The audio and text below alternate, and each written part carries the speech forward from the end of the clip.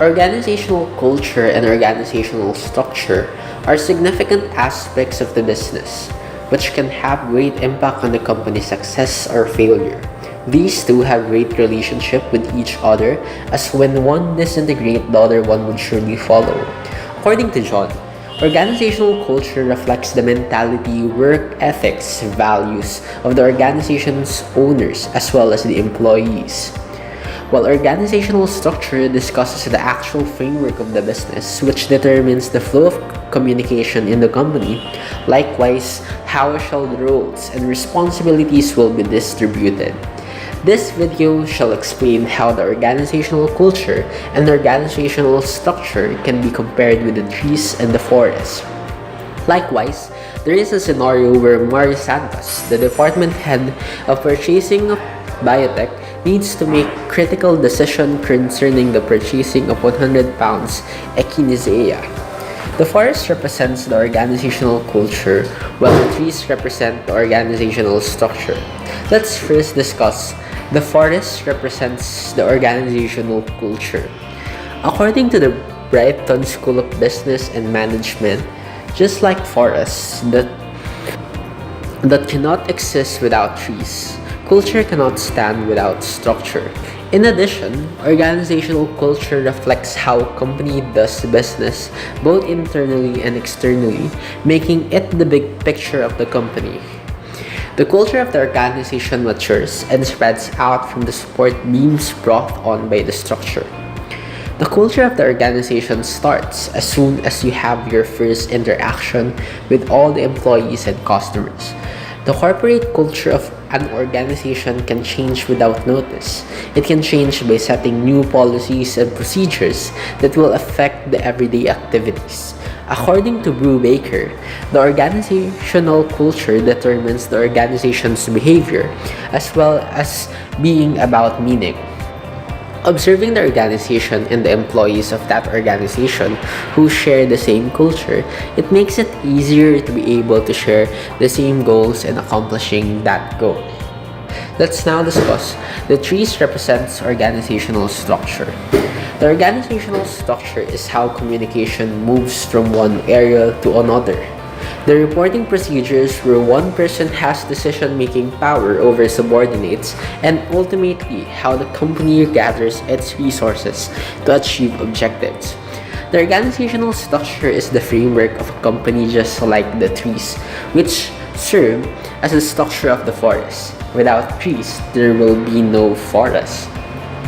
The choice of structure that you choose from the company, such as sole proprietorship, partnership, or corporation, has a direct impact on the way the company handles its day-to-day operations. It is decided when you first start your company. This is similar to the trees, as its composition and types greatly affects what kind of forest there will be. The organizational structure can be changed but would be very difficult to do when the business gets bigger. You can do this by filling out paperwork and sending them into the state that you live in. One thing you cannot do is to turn a huge company into a smaller one. According to Claren, this is also something that anyone can see that you run a corporation just by checking the state's business registry. There are two types of structure that companies follow. One is formal structure and the second one is the informal structure. The formal structure shows who is in charge, their departments, and what elements make up that department. The informal structure is how employees interact with other employees in the company. Now, let's discuss the relationship between the forest and the trees. According to Laffifi, the relationship between the forest and the trees, organizational structure and organizational culture, is described as an uncommon opposite relationship between the two. If there is a high level of performance within the company, then that will lead to a very strong culture. People say that as long as the company is doing well, then there will be unextensive customs, values, and morals within the company. If there are little disagreements between employees on how the work gets done, then that will lead to company being successful. Being effective is the main area of study in any organization and is one of the most talked about yet misunderstood concepts in any organizational theory. Organizational structure cannot exist without organizational culture. They need to be looked at as if they were one. The organizational culture is considered to be the big picture of the company. It shows how the company does business and outside. Without having organizational culture, the company would not be able to stand on its own without the structure. Organizational structure shows how people talk to each from one department to another, as well as how managers report the decisions he has made about the employees. When the company gets its all information correctly, then the goal would be met. According to Brighton School of Business and Management, the culture of the organization matures and spreads out from the support beams brought on by the structure. Structure and culture need to be on the same page. If not, then that is making it possible to have a major disaster. When the understanding is there on how organizational culture and structure work together, it will allow managers to do the right thing. Culture in a company is vital and plays a large role in having a happy and healthy place to work in. By having a great way to communicate, it will allow employees to have a better attitude and how they continue to work. According to Chai, it will encourage them to work as a team and make sure they meet the company's goals and objectives. Now, how Maria's decision supports the relationship between the organizational structure and culture. Maria was presented with an offer to have one of the biotech's largest suppliers to purchase 100,000 pounds of Echinacea. Echinaceas are a group of herbaceous plants that are related to the daisy. This is type of plant that has 9 species which are called coneflowers and are only found in eastern and central United States.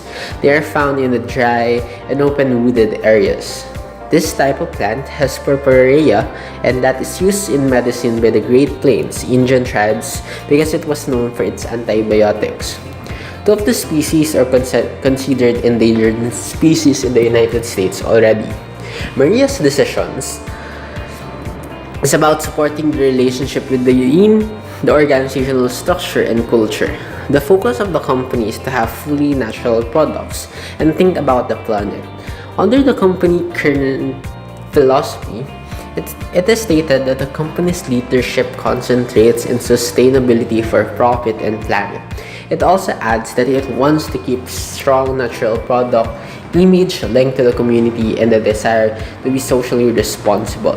Lastly, it states that the protection of the suppliers and control over product quality is critical to the development of a sound life product. Maria could not make decisions against the structure and culture of the company.